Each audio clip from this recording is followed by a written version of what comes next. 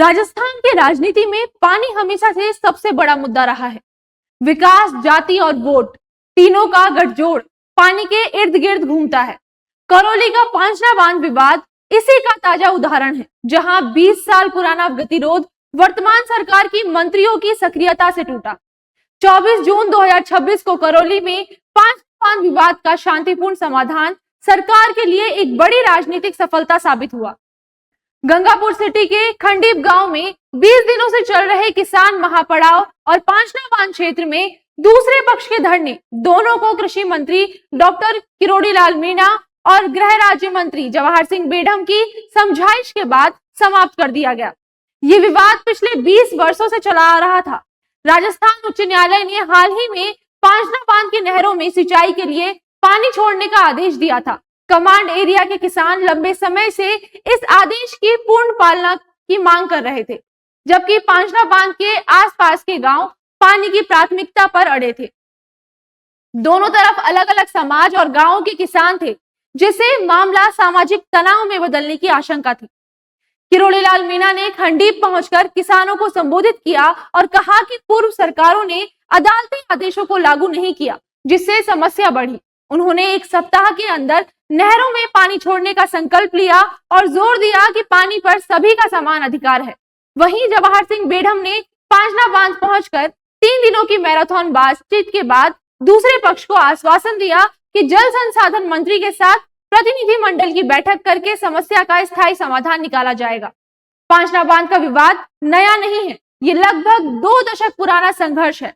एक तरफ करौली जिले के डूब क्षेत्र के 39 गांव हैं, जिनका कहना है कि बांध बनने से उनकी जमीन डूब गई, इसलिए पानी पर पहला हक उनका है।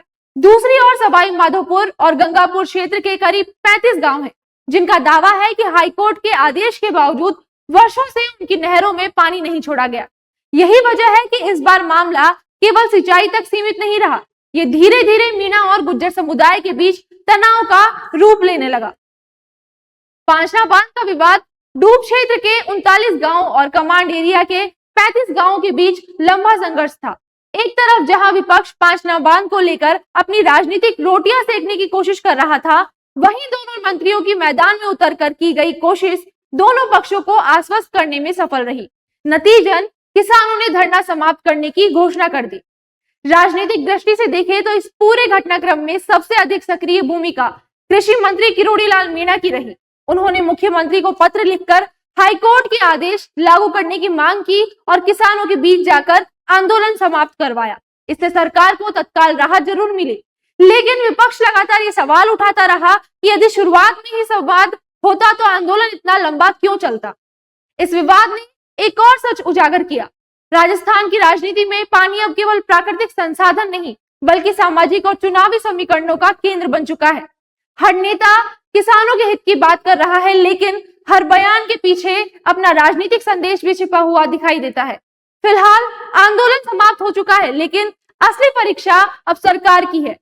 यही तय समय में पानी नहीं छोड़ा गया तो दोनों पक्षों की सहमति से स्थायी समाधान नहीं निकला, तो ये विवाद फिर उसी मोड़ पर लौट सकता है, जहां से हालात और अधिक गंभीर हो जाएं।